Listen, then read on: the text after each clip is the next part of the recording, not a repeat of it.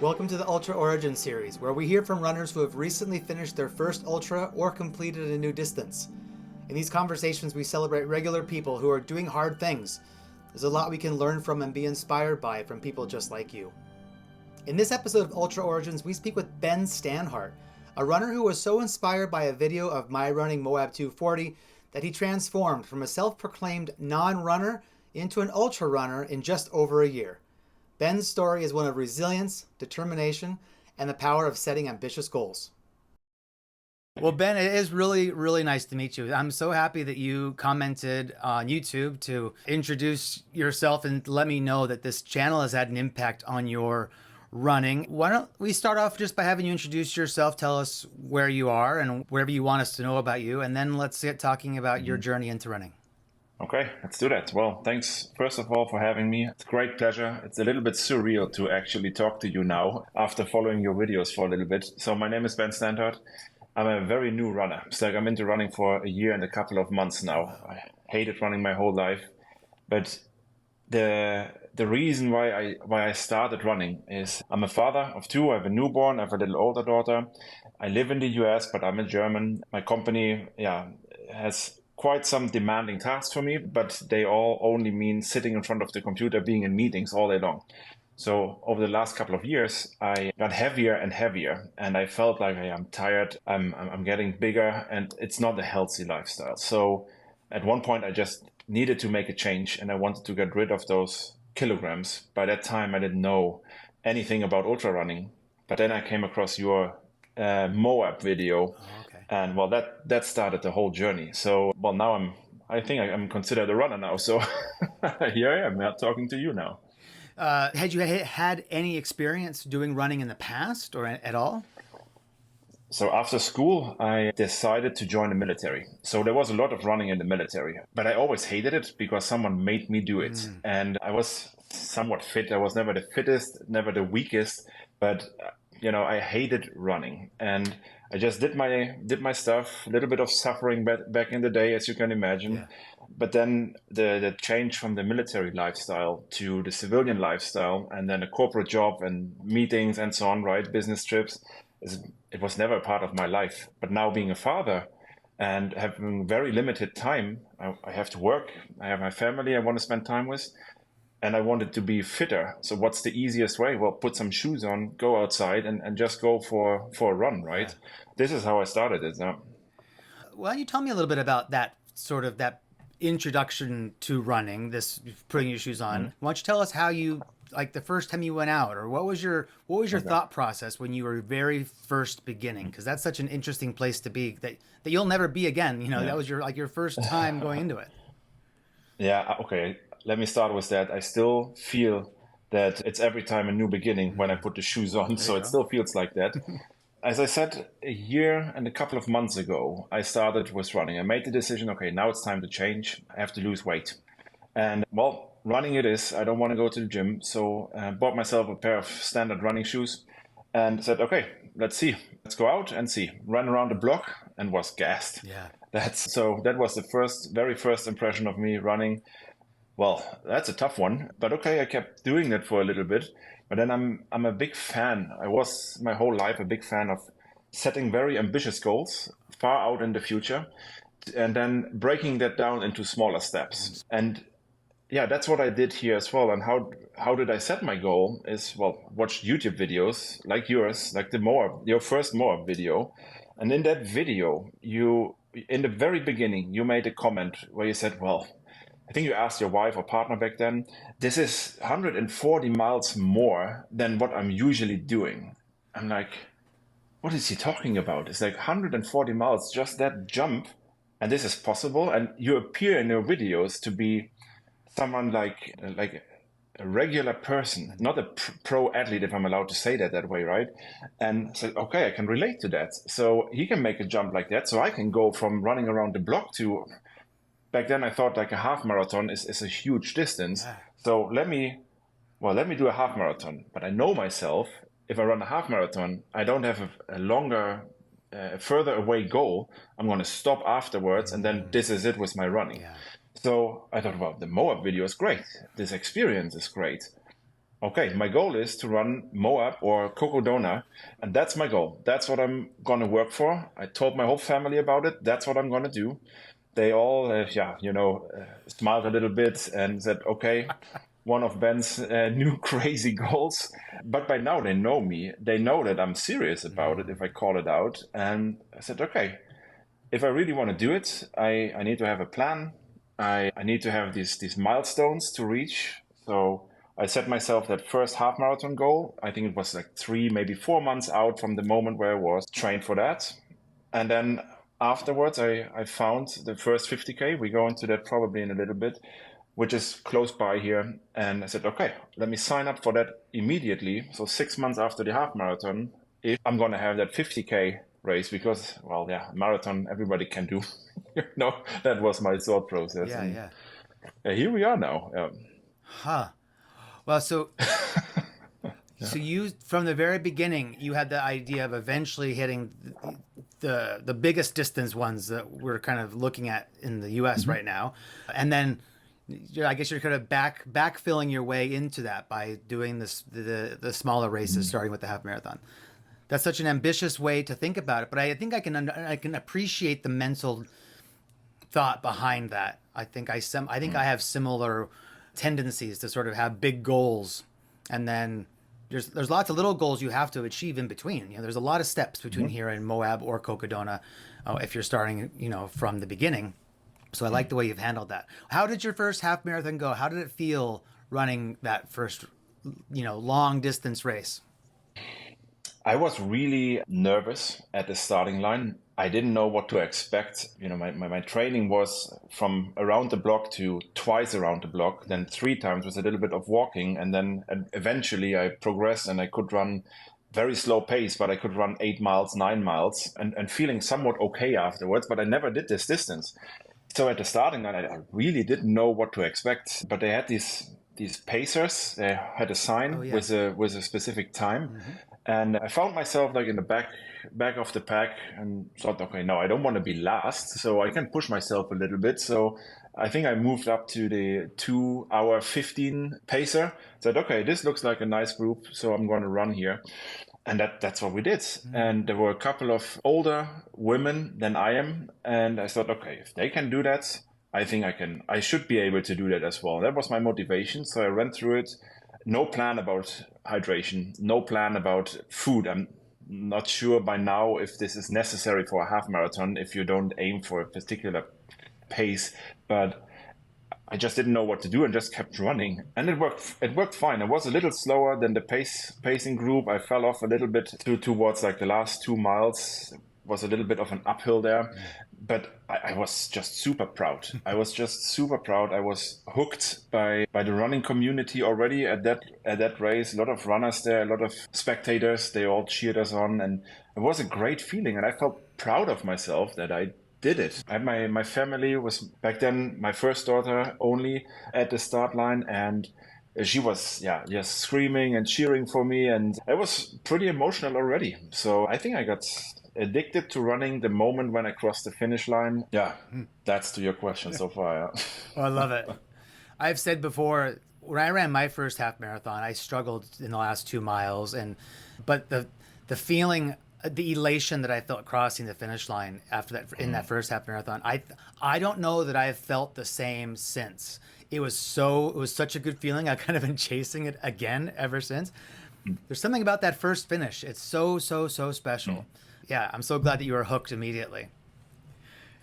Yeah, that feeling what you're describing now, I had that a little bit more now with my 50K. Oh, good. The half marathon, in my mind, there was never a challenge for me not finishing that. This is this mindset of, okay, if I don't break my leg, I'm going to finish that thing. Even if I walk, I'm going to finish it. So it wasn't the big surprise, but the 50K, well, that was different territory. And but that feeling, yeah, I'm already trying in that mode of chasing chasing that feeling again with the next race. So I hope I can get it again, but I do believe you are right. The first one is very special. It is very special.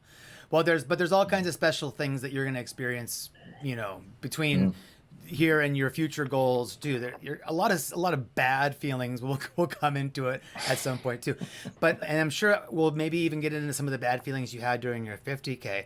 So you finished your half marathon. You knew that you needed to get another race on the schedule, so you had something for your brain to chew on and work towards. How did you select? Why don't you tell us what the 50K is that you selected, and tell us why that was the first 50K you wanted to run? Sure, I'll tell you that in a second. I want to make one more comment on why am I a believer of these big goals, which are far out and almost seem impossible to reach. I think this is important, and I needed to hear that from someone who did that before me.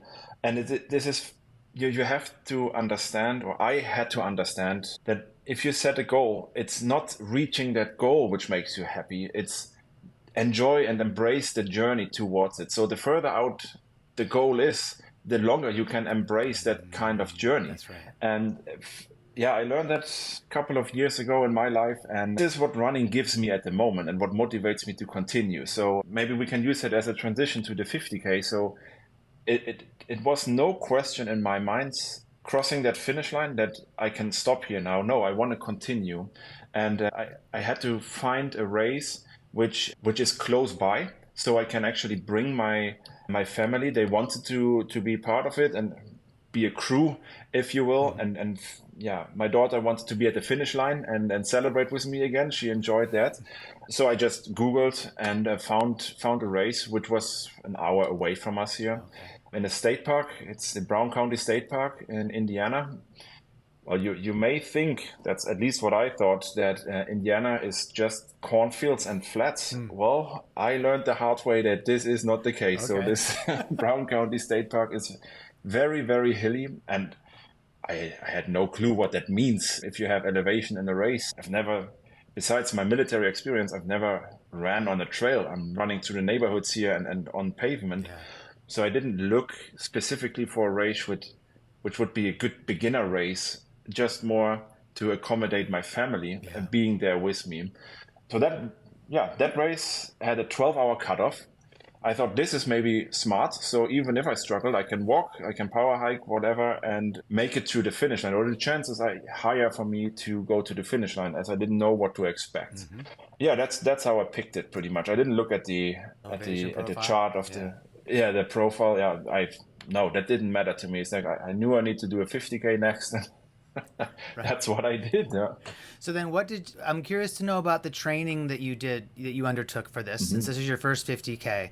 I'm wondering how organized your training was, or if you were coached, or sort of what your training looked like, especially since I'm assuming it was going to be a different training program than you did for your first half marathon. So how did you train for it? Yeah, that was different. So I'm a little bit of a tech guy as well. You said that, I think, in one of the last videos. And I always wanted to have like one of these cool watches. I never had one. And I said, okay, if I run my finish 10 kilometers, then I'm honor myself with buying a nice running watch. So that's what I did. But for the half marathon, I continued with like an online plan for a half marathon. And then, as you said, I had the same thought. I probably have to train a little bit different for 50K than for a half marathon. So I used the suggestions on my watch. I saw that in the video which you just published with Lorenzo. You talked about that as well.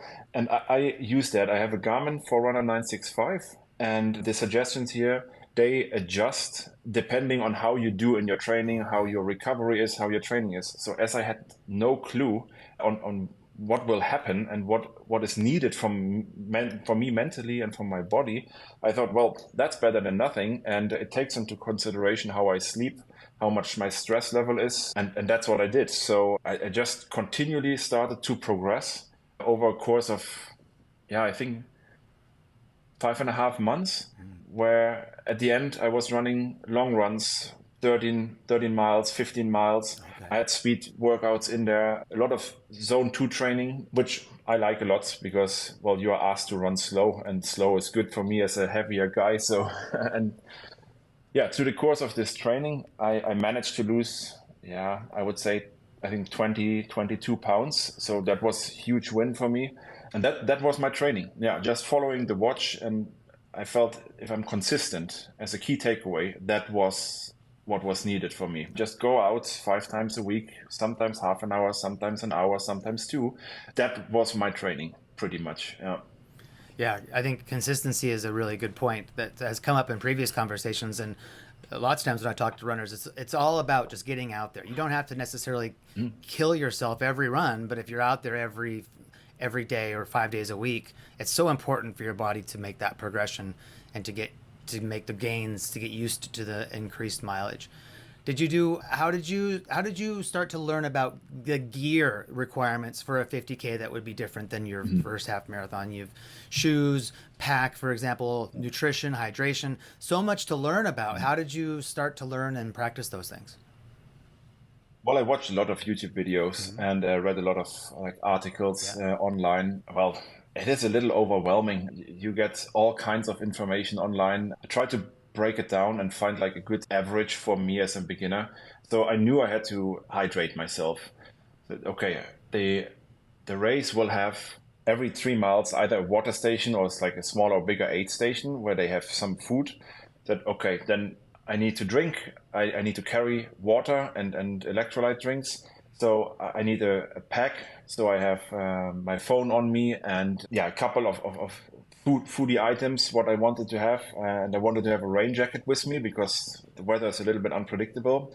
So I chose the Solomon Active Skin 12, I think it is. This is, that fits my body type quite well and it felt good. And it's a longer story about the shoes, so we can go into that in a little bit. I did a last minute purchase of running poles. So I was a little bit torn. Do I need that for 50 kilometers or not? And I thought, well, I will hate myself if I don't buy them and bring them to the start line. And everybody has poles, but I'm the only, rookie who doesn't have any poles. And I thought, okay, let me buy them the day before the race. I brought them. I had them in my backpack. So I wanted to see all the other runners. Do they have poles or not? They had poles, so I took my poles with me as well, which was a good lifesaver in the second half of the race. That's good to know. Well, and for shoes, I'm not a particular brand guy. I just know I have a wider, how you call that, toe bed, or I need a wider toe bed. My toes are wide, I have a flat foot, so I need a shoe which just works for me. And tried out a couple of shoes, different brands, and found that the Brooks shoes, street running shoes, they are great for me. Okay. So they felt good. I used them throughout my training. Yeah, and I stick with that.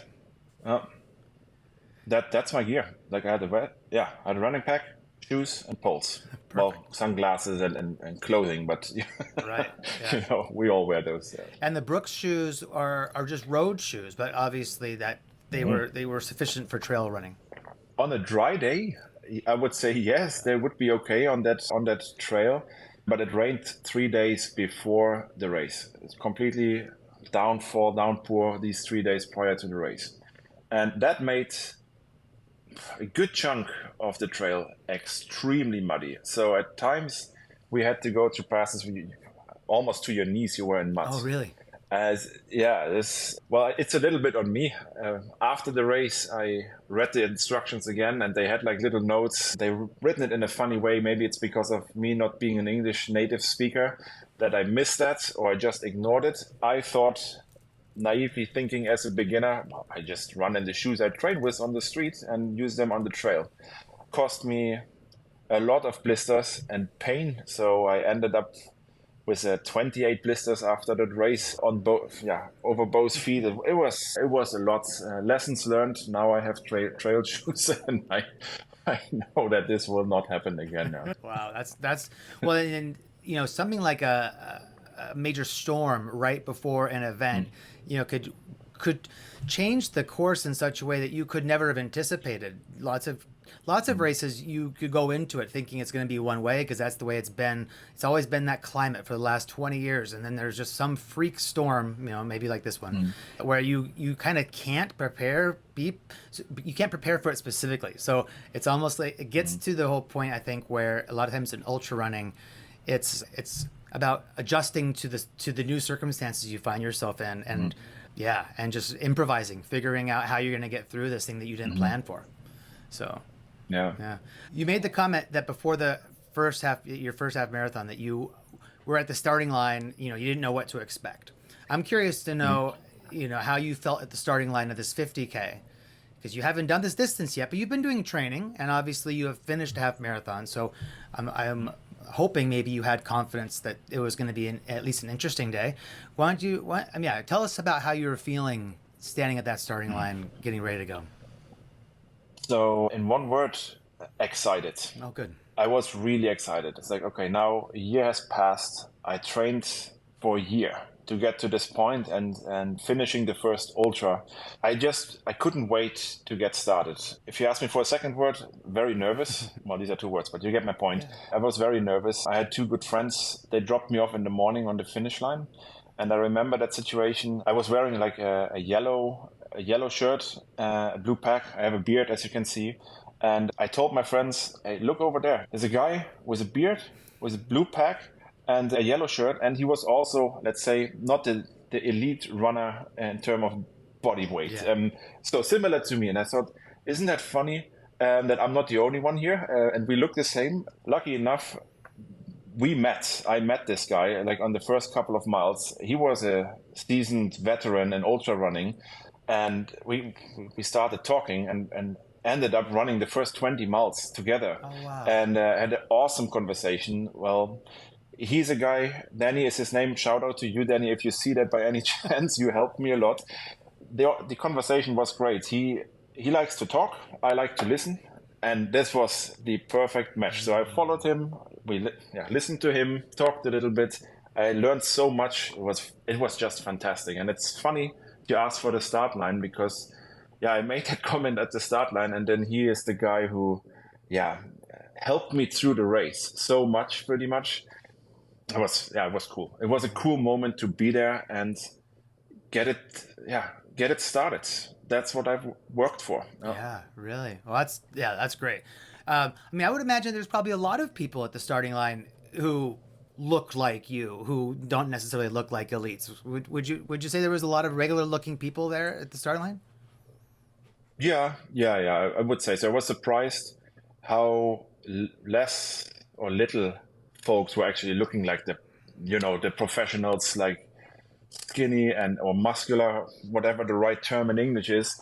Yeah, I was surprised and it felt good. Yeah. It felt good. It's like I didn't feel as like an outsider. And I was a little bit in my mind, these mind games, they came up and I thought, well, what if I show up there and these are all these professionals and, I'm the only idiot who's never done it before, has no clue what you're doing. So yeah, the community was great. And also the guys who looked muscular, they were also like super nice and supportive. What everybody describes about ultra running, it's true also for this race and for my experience. It was just good and not scary at all when you have the courage to go there and do it, line up. Oh, that's wonderful. Well, I love hearing that. As I've said lots of times, the community of ultra running is one of the most important things for me. And I'm glad that was apparent to you, like from the start. Okay, so race starts. Let's talk about how your first 50K goes. I'm curious to know at what point things got hard and what you did. Why don't you sort of walk us through, whatever level detail you want, but walk us through things going well and not going well. Okay, so in my mind, the preparation I did was I break the race down into 8 station by 8 station. Mm-hmm. So I need to empty both of my flasks between those 8 stations to make sure I stay hydrated. Smart. That part I did throughout the whole race, so that was okay. I was worried for problems with my stomach, running and eating. I trained a lot for that, and in all my long runs and all the medium long runs, I try to eat gels and have food with me to practice eating while running or eating on a full stomach. So I was prepared for that, but that was one of the lessons learned that didn't go so well over the course. The other thing, I touched on it already with the shoes. I give you the details in a second.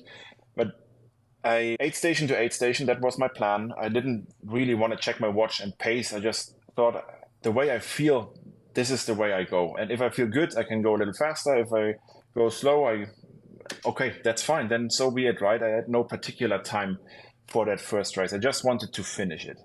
There were 2 drop back stations or access points.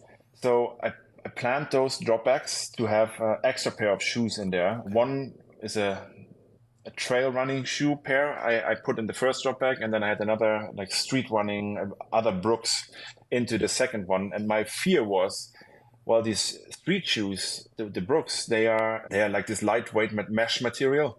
So I was worried maybe I ripped them off on the route, and I don't want to, run on just one shoe if one breaks. So I was worried about that, not so much about the trail. And I thought, okay, if I go to those points, my family will be there. So that's good. Okay, then we start the race. In the first couple of miles, I get to meet Danny, the guy I just talked about. And we just had an awesome time. Like, he told me what his ambitions were. For him, this was a training run for his next 100K. And he gave me like so much information. So my mind was distracted from the actual running, and it felt wonderful. Yeah. It's running the first 10 miles just perfect. And it started to get more and more and more hilly. So I felt a little bit, let's say, weaker to the middle part of the course. My knees, my hip, everything, feet were until that point all fine. And I had a blast. It's like I was just all adrenaline and high. It's like, yes, I'm doing that. I'm going to have an awesome time. That will be perfect. Well, yeah, until I realized, well, I haven't really eaten anything. I ate a couple of gels in the first 10 miles, and I practiced on these gels during my training, and I like to have one or two of those sweet ones. At that day, after a couple of those sweet gels, I just couldn't get anything down anymore. So I stopped pretty much eating. I wasn't really thinking about it. I just stopped eating. So I paid for that in the last part of the race. Then we got into a very steep section with a lot of hills up and down, a lot of up and down. For me, well, one of the hardest things I've ever done, I would say. In street shoes, everything was wet from like creek crossings and the muds I explained.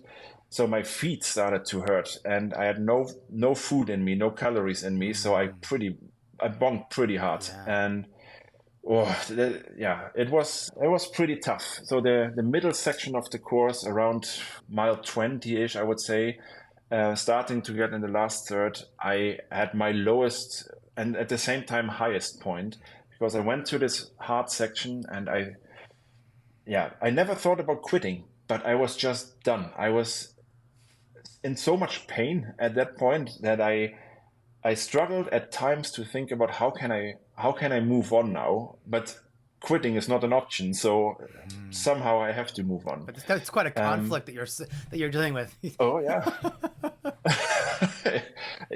Yeah, there was a conflict. So I had a lot of internal dialogue. Yeah. Well, you idiot, you brought yourself here voluntarily. So you want to quit now? No, this is not an option. You have a lot of friends. Like, we had, I think, 10 kids. So 3 families, plus my family, were all there to support me. They made this our trip to just see you. So you cannot quit. And then one of my favorite ones, I remember that pretty well. I thought, okay, what do I do now if I stop? Like, in the middle of a single track trail, if I stop now, nobody can pick me up. I have to go backwards to the last aid station. Well, that's stupid to go backwards. So I'm in pain anyway. It would hurt going back. So if it hurts going forward, I can also go forward and continue. Yes, at least going forward. So then I thought about you, actually. At one point, I said, he's running 240 miles. So, and I'm struggling with 50 kilometers. Well, I think I can do a little bit more. Yeah. And all these things, worked for a couple of minutes, and then you started something else. Yeah. And that brought me to the second drop back. This very hard section for me, and I sent you a picture. Maybe you want to put it in. I met my family, and they couldn't make it to the first point where I could meet them. So that, I think, started a little bit of the disappointment and the downfall mentally. But then I met them, and I was just overwhelmed by emotions. I'm not an emotional guy, not at all. But that moment, I just couldn't hold it anymore. I was crying, but I wasn't sad. I was exhausted. I was in pain. I was happy. I was looking forward to continue. I knew, okay, this was the hardest section. So now it's just autopilot pretty much. So I'm going to do this. It's like, I'm going to achieve my goal here. And then seeing all of them, and they had prepared these little like banners for motivation, and everybody, yeah, was just carrying. It was fantastic. It was great. Was your crew and family planning to meet you at the first drop bag, and they weren't able to, or was the plan that they weren't going to be there? I discussed that with my wife. The first one would have been fairly early in the day, and well, we have a newborn at that point, and I told her, look, if you can make it, great. If you can't make it because you need to take care of the kids, it's like, okay, then meet me at the second or at the finish line. I was hoping while I was running to, hey, I hope I can see you, and they didn't make it, which is completely fine. But if I reflect on it, it started a little bit these negative thoughts creeping up in my mind. Everything started to hurt a little bit more because, yeah, you have this hope, and then it's not a disappointment, but you see what I'm saying, right? You wanted to get to that point, and then it didn't happen. So, yeah. But that made it extra sweet then when you saw them at the next stop. Yeah, that's really great. Yeah. So did you spend extra time at this second stop, since your family was there and to kind of get yourself collected for the next big section? Did you spend longer at that aid station? I think 10 minutes maybe. Okay. No, not that long. I ate a couple of chips. I couldn't really eat. I tried to eat. Yeah, I wanted to spend a couple of minutes with them, but I also felt that urge of, okay, let's get this done. Let's move forward. If I sit too long, I get more sore, and let's just get moving again. So yeah, 10 minutes around-ish, which 2, 3 of those minutes were me trying to change my shoes again. That's the story here. I started the race with my regular Brooks trainers. Decided at the first drop back, well, this is not good on street shoes here. So I have the trail shoes. Let me change to the trail shoes. But I knew they are a little bit more narrow, so I will get blisters here. Yeah. So that's a trade-off. I took the decision, okay, I have to change. Grip is more important, and I can endure a couple of blisters. So that made it worse. My feet were in so much pain. And then I felt when I saw my family, I had street shoes in the drop back again. Okay, I cannot continue in those damn trail shoes anymore. Let me change back to more comfortable shoes, which was the right call. The end, the third, yeah, the last part of the race. That was more like dry trail, so I could actually run somewhat well on these street shoes again. Okay. Yeah, but let me tell you, lessons learned. Never doing that again. It's like I'm gonna have the same trail shoe twice or 3 times, depending on the length of the course. And yeah, rookie mistake. Was it still painful to run in the blisters, even though you were back in more comfortable shoes for the last part of the race? Oh yeah, it was very painful. Yes, it was very, very painful. I felt good. I had no cramps throughout the race at all. So I think my training actually was fairly okay for the distance.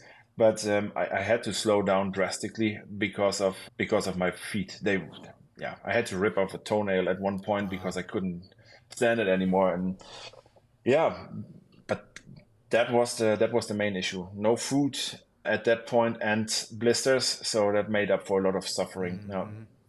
Were you able, so did the nutrition improve in the last 10 miles, or how did that last part go?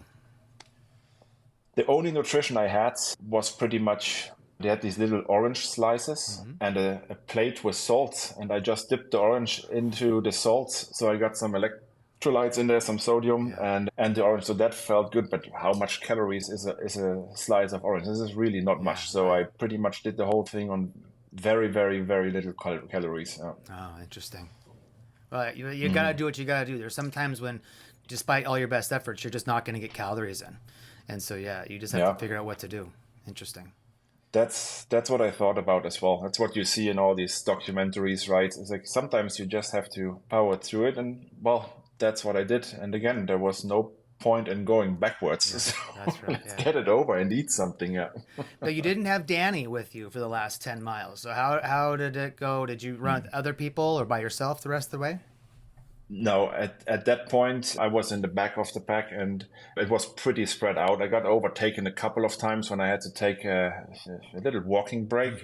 Danny just left me before I came to the aid station where I saw my family. So he gave them a heads up and said, "Hey, just wait a couple more minutes. He's a mile behind me," or something like that. He had a specific time goal and wanted to continue. It's like absolutely fine. Yeah. But he did wait on the finish line. He waited for 1.5 hours for me on the finish line to Great. congratulate me. So that was my second emotional outbreak at the finish line, to see him again there. Yeah.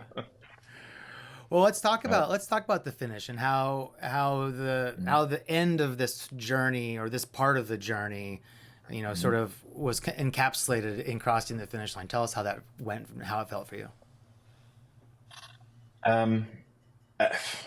A mix of emotions. So the last couple of miles, I just wanted it to get done for a little while. Then I thought, well, it's over soon and I kind of want to keep going. What's next? How are people going to react? Like my friends and family, how are they going to react? How am I going to react?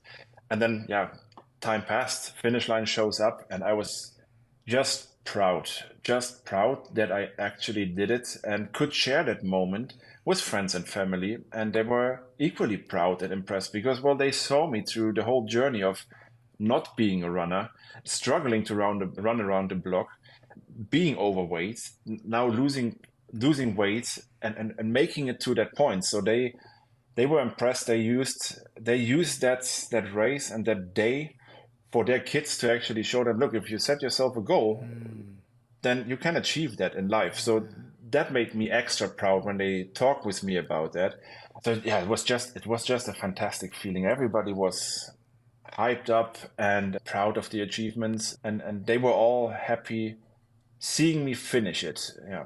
So was I. Yeah, I was proud seeing me finish. Yeah. And you had the sort of the good release of endorphins, like just such a good feeling, similar to the first half marathon. It sounded like you had said earlier on that you still had sort of a good, it was emotional to come, or I feel like I'm missing the word that I'm trying to say, but there was an elation perhaps coming across this 50K finish line for you. Yeah, I mean, it is a very special moment. You suffer through, I mean, it took me 11 hours to go through that race. Okay. So that was many hours of being in pain and suffering, but then still making it and then being able to look back where you've come from. It's just such a feeling of being proud and satisfaction, I think is the right word for me. It's like I'm satisfied with what I've, not just the finish line and getting a medal, but well, look back and look down the mountain you've just climbed. And this is great. So pretty much immediately in that moment, the thoughts came up, okay, when can I have that feeling again? Like this feeling of, wow, everything is great at the moment. Yeah, that's what happens. And then a couple of days later, these thoughts creep up of, oh, that was the first time. That was very special. So hopefully next time will be equally good. Yeah, let's see if that happens again. In my mind, I can have that again for a longer distance again, because then it's another new achievement. Yeah. Well, to spend 11 hours out there struggling against the elements and pushing your body to a new place, that's a long time. And so that's kudos to you for pushing through. Obviously, you still beat the cutoff with a good amount of time, but that's the thing about, I think a lot of runners understand this, but I like to say it for people who maybe haven't heard it yet, is that the people who are towards the back of the pack in these races, they're among the strongest in the entire group, because they're the ones who are suffering the longest. The elites and the people who win the races, it's amazing they can go so fast, but they have the advantage of having barely any time to suffer. They're not out there long enough.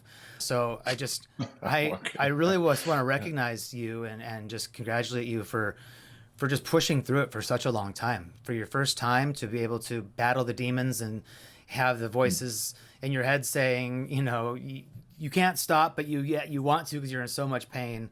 That's a long time to battle it. So yeah, well done.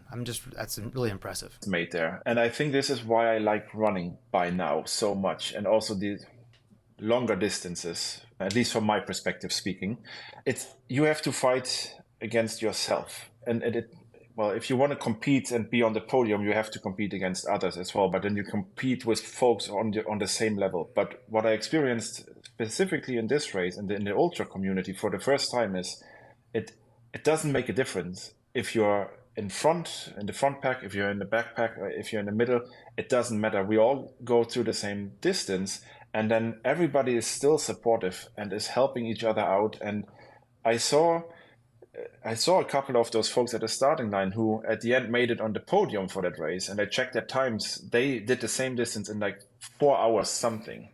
And in different experiences in other sports, I would say, okay, I can do that as well. There's this competitive thinking about it. And when it comes to ultra, I just think, wow, I have such respect for the folks to be on that level, but I understand by now they started where I am now as well. So they had to climb through consistency up to that level. And I can only respect that and give them kudos for being on that level. But there's no point for me say, hey, I'm weaker than those guys. It's not. We all have a great time together. And that maybe I make that comment as well. When I crossed the finish line, I mean, this is hours after they finished. They did the podium and gave the medals to those guys on the podium who win the race. And when we came in, like the last guys of the race, pretty much, they stopped with that ceremony and looked towards us and cheered us on. It's like, isn't that fantastic? This is great. It's about the journey we did together that day. Yeah. Yeah, that's really beautiful. Let's talk a little bit about the recovery from this fantastic event. You had so many blisters. How did your body start to heal, and how did you heal, and are you back to running again? Yeah. Tell us a bit about the recovery from this. Okay, so I promised myself and my wife after that day of the race, I won't run for a week just to be on the safe side. That's what I did. I could have gone out running, I think, after two days or 2 nights of good sleep. I felt ready to go out running besides my feet. They were just in very much pain. And that took a couple of days, 4 or 5 days. And then I could start slowly with walking again. I was allowed by my wife to do that. And then after a week, I was back into running. Okay. Yeah, that recovery was pretty easy. It felt good to not run that week, but I felt I am ready to go out again. And well, the recovery with the feet, I mean, the blisters, some you have to pop, and then just take good care of them, relax. My muscles felt great. They were sore for two days, I think, but they felt good and nothing was in major distress that I felt, okay, I shouldn't move my legs or something.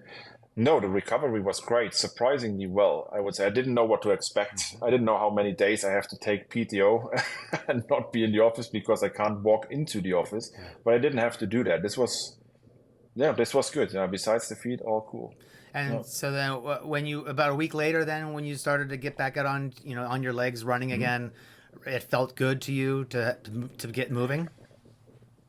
It felt good to get moving. I kept it slow and I went out, and as long as it felt good, I think it was 3 miles or 4 miles, that felt good. I didn't go any further. Very slow pace. No, that was good. No. So do you think that there's any one main memory or takeaway or something that when you think back on this 50K experience I wonder if there's some sort of encapsulating thought that you have about it? I'm happy that I did it. I have to learn a lot. I learned that the hard way. Well, make sure you test your shoes. Try to get the nutrition in place for the next one, but just do it again. It's awesome. This journey is awesome to do it. Yeah, I hope that answers your question. It's pretty cool sport. Yeah. Well, and so I guess I think that the next question I have is, since you have this goal of building on bigger and bigger goals to get to the eventual ultimate goal, do you have already something in mind to run next in an ultra that you're going to be training for? Yeah, like same logic applies now after the half marathon. I have a race, 50K upcoming. I think it's the 18th of August, so in 4 weeks, 50K, and then another 50K in September, 4 weeks after that. And then if I manage to go through those with just 4 weeks in between, I promised myself to try out 100K in November. Okay. Yeah, that's what I'm doing now. Yeah. So that would be very, very cool if I can jump to 100K this year, and then see what's next. Sure. Yeah.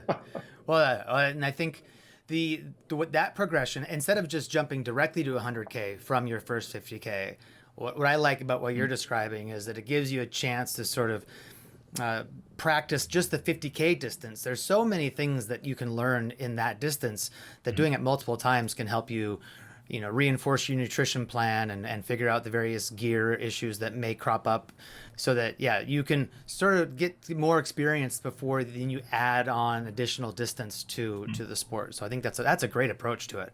Are these 50Ks that you have planned much different in terms of terrain than the first 50K? Yeah, the one in August now is considered a beginner 50K, or if you want to run a PR, it's very flat. Okay. So I want to see on flat terrain how can I, with good nutrition, a little bit better and more training, how can I endure longer distances of running? Because when it's hilly, in the one I just did, there was a lot of walking involved, and I want to improve on my running. And there's a cutoff of 8 hours. So just mentally for me, now I have to jump from 11 hours to 8 hours for the same distance. I want to prove to myself that I'm ready to do that and then continue. And that's why I chose this one in August. And the one in September has, again, elevation in it. So I want to then see, okay, with that improvement, am I now ready to bring everything together? Nutrition and running, climbing hills. And I think then I feel mentally pretty good, and I have 2 months to go for the 100K. I think this is very achievable. That's why I set a plan like this. Yeah, it is a really interesting way that you've broken it down into so many different components, and breaking down also the way you're thinking about it in terms of going from in the second 50K, going to more of a flatter, runnable event, so that you can sort of tackle it from a different goal perspective and practice the running thing. Because one thing that I've learned is that a flat course isn't necessarily easier than a hillier course, because a flat course is more runnable, and that can be a lot more difficult, or certainly a whole lot different than a course that requires a lot of power hiking. Yeah, I mean, every single race is different, but the more that you can, I think, try different styles of events will teach you so many things, because as I'm sure you've probably already determined, there's the ultimate goal that we've talked about, this idea of maybe doing a 200 or 200 plus mile event.